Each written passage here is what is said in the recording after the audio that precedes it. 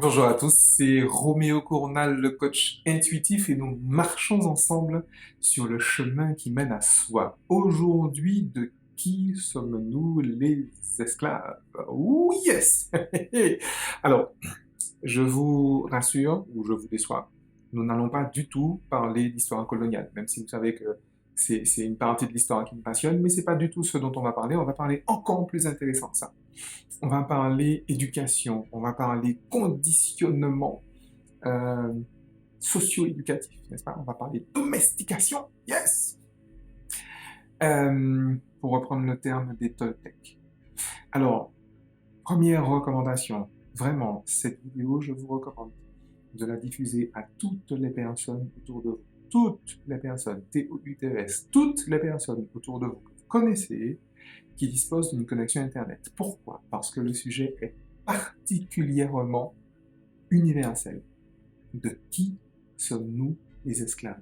Nous parlons là d'esclavage mental. Je reprends les termes encore une fois de Bob Marley, Emancipate yourself from mental slavery, l'esclavage mental. None but ourselves can free our mind. Alors, c'est quoi l'esclavage mental? Comment est-ce qu'on repère l'esclavage mental? Comment est-ce que vous pouvez savoir concrètement si vous faites l'objet ou si vous êtes victime, entre guillemets, d'esclavage mental?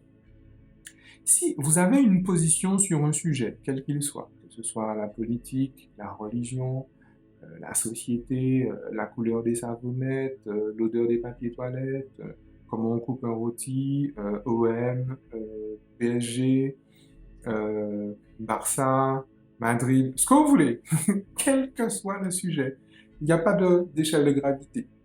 Ok? Si vous avez un point de vue particulier sur un sujet, et que vous ne supportez pas les points de vue différents, les points de vue opposés, alors vous êtes victime d'un esclavage mental. Si vous pensez que les personnes qui pensent différemment de celles qui ont raison ont tort, alors vous êtes victime d'un esclavage mental. Si il vous est insupportable de voir quelqu'un s'épanouir sur un chemin qui est très différent du vôtre et qui va même à l'encontre du vôtre, alors vous êtes victime d'un esclavage mental.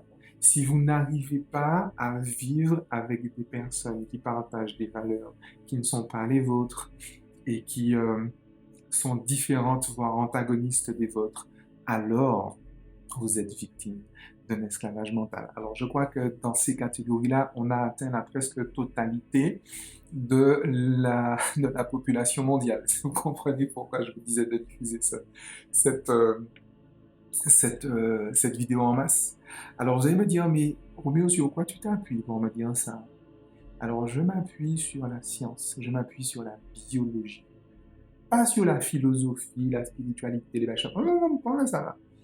Même si ce sont des domaines que j'adore.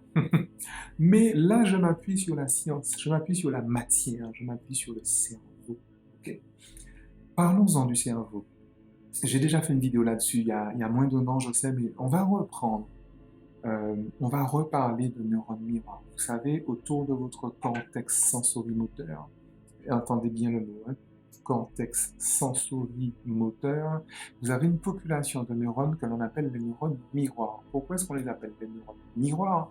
Parce que cette population de neurones a la particularité de pouvoir prendre exactement la configuration neuronale qui correspond à quelqu'un que vous observez. Ok? Vous voyez quelqu'un poser un acte, vous voyez quelqu'un dire quelque chose, votre cerveau, vos neurones miroirs, vont prendre exactement la configuration neuronale qui correspond. Vous savez que pour poser un acte, il faut une configuration neuronale particulière, d'accord? Et votre cerveau va simplement imiter, refléter, recopier, dupliquer à l'identique la configuration neuronale de la personne en face de vous. C'est pour ça, encore une fois, qu'on appelle ça des neurones miroirs. Jusque-là, tout va bien. Sauf que, lorsque vous avez une réaction émotionnelle par rapport à ça, surtout si elle est automatique, surtout si c'est une réponse finalement, ce qu'on appelle une réponse de stress, agressivité, fuite ou anesthésie. Si vous avez une réponse automatique, une réponse forte, une réponse émotionnelle forte et automatique, ça veut dire quoi? Ça veut dire que, et c'est là qu'on ne vous le dit pas souvent, même quand on vous parle de neurones miroirs, la réponse émotionnelle que vous avez vient du fait que vous avez posé l'acte, pas l'autre. Votre cerveau vous envoie une réponse émotionnelle qui est due au fait que vous avez posé l'acte, pas l'autre. Parce qu'en réalité, votre cerveau, il n'en a pas grand-chose à faire de ce que fait l'autre. Hein. Son rôle, il est à l'intérieur. Son rôle est de gérer la vie de la personne qui est en dessous, pas la vie de la personne qui est dehors. D'accord? Parce que la personne qui est dehors a un cerveau pour ça, ok? Et qui fonctionne très bien. Donc ça veut dire quoi? Ça veut dire que lorsque vous voyez quelqu'un poser un acte et que ça vous met en colère, la seule chose que votre réaction vous apprend, c'est que l'acte que la personne est en train de poser vous est complètement interdit. Complètement interdit. À vous, pas à l'autre, à vous. Vous est interdit car associé à de la peur. Parce que dans votre conditionnement socio-éducatif, dans votre domestication, il vous est interdit de poser cet acte. À chaque fois que vous posiez cet acte, peut-être que vous en preniez une, peut-être que vous aviez une réponse de la part des autorités autour de vous, les autorités parentales, éducatives, sociales, ce que vous voulez, autour de vous, qui étaient tellement fortes, tellement associées à de la violence, que votre cerveau a associé finalement, a fait une association. Le cerveau ne fait que ça, il fait des associations. Et donc, du coup, vous êtes dans la peur panique de poser cet acte. Or, quand vous voyez quelqu'un poser un acte, votre cerveau l'a fait.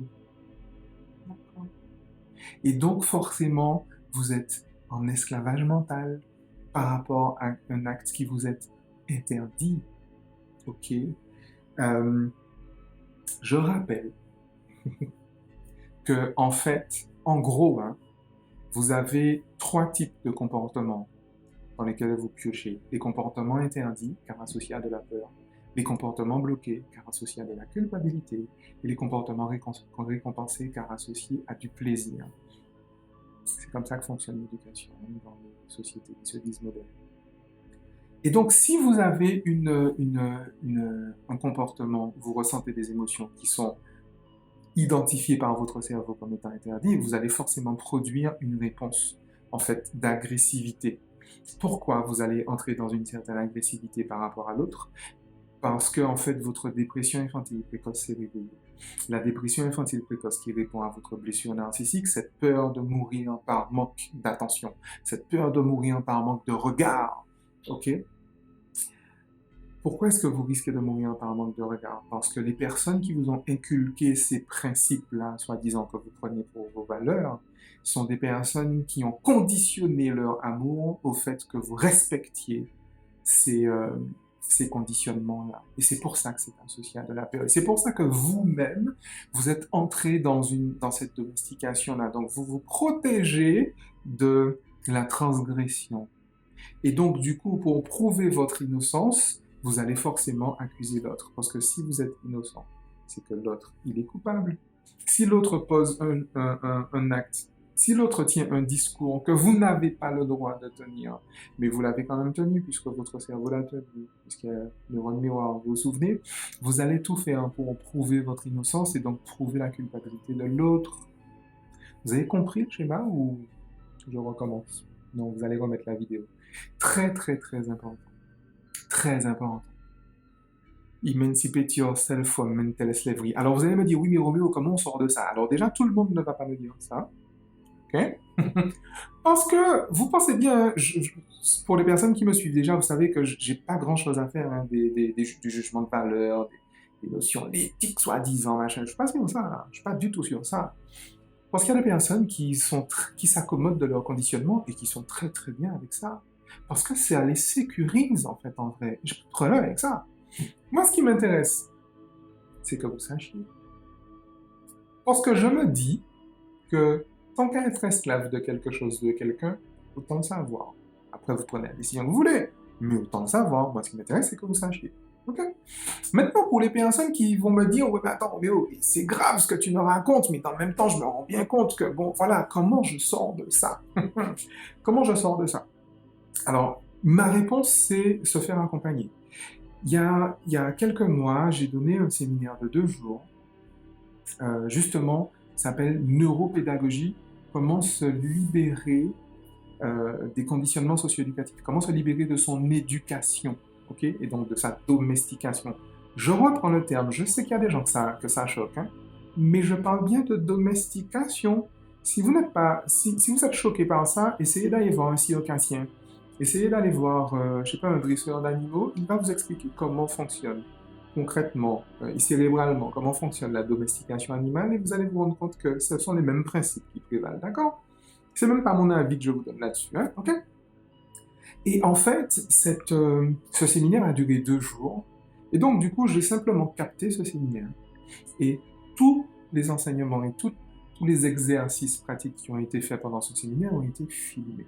Et ce que je vous propose pour les personnes que ça intéresse dans un premier temps, puisque le séminaire, je ne peux pas le donner à l'infini, c'est précisément de suivre ce séminaire en ligne.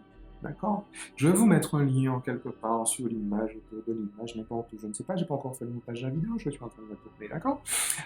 Mais vous aurez un lien justement pour avoir ce programme en ligne. En fait, qui correspond exactement comme si vous aviez suivi ce séminaire justement de Emancipation from Mental Slavery, n'est-ce pas? Et je vous le recommande très très fortement parce qu'en réalité, toutes les personnes qui ont suivi ce séminaire en présentiel, qui ont suivi ce séminaire en ligne, ont véritablement changé de vie. Je suis pas en train de vous faire des promesses à la con, des trucs à l'américaine. Je suis pas du tout sur ça. On est vraiment sur quelque chose de fond, sur une démarche de fond, sur une démarche d'émancipation, sur une démarche de marronnage. C'est ça tout le sens finalement de ma démarche, c'est ça tout le sens de mon enseignement, c'est ça tout le sens de mon témoignage. Et donc, si ça vous intéresse véritablement, déjà de creuser cette histoire de neurones miroirs, etc., je vous mets juste en dessous le lien d'un livre de mon confrère Bernard Sensfelder, Vaincre peur et timidité par l'auto-hypnose. Vous aurez des références scientifiques encore plus nombreuses et plus poussées. Et je vous mets également pour les personnes qui veulent sortir de de cet esclavage mental, pour les personnes qui en ont marre de faire des choses qu'elles n'ont pas envie de faire, pour les personnes qui en ont marre de ne pas faire des choses qu'elles ont envie de faire, d'accord? Pour les personnes qui se rendent bien compte qu'il y a quelque chose qui échappe à leur volonté, pour les personnes qui se rendent bien compte qu'il y a des choses qui sont peut-être extérieures à elles, elles ont l'impression que c'est le seul extérieur à elles, mais c'est bien à l'intérieur. Même si c'est quelqu'un qui est extérieur qui vous les a mises, mais ce sont des choses qui sont à vous, et ce sont des choses qui sont en tout cas intérieures à vous, qui sont subconscientes ou qui sont inconscientes. Ce sont des mécaniques, en fait, qui sont à l'intérieur de vous et sur lesquelles vous avez complètement la main. Oui, vous pouvez, comme disait Barack, yes, we can. Oui, vous pouvez vous libérer de l'esclavage mental. Oui, vous pouvez retrouver votre soi authentique. Oui, vous pouvez vous désidentifier du moi, de l'ego, du personnage fictif, superficiel et suradapté que vous avez créé pour précisément protéger votre blessure narcissique. Oui, vous pouvez effectivement guérir de votre blessure narcissique. Oui, vous pouvez dépasser votre dépression infantile précoce. Effectivement, ça vous le pouvez.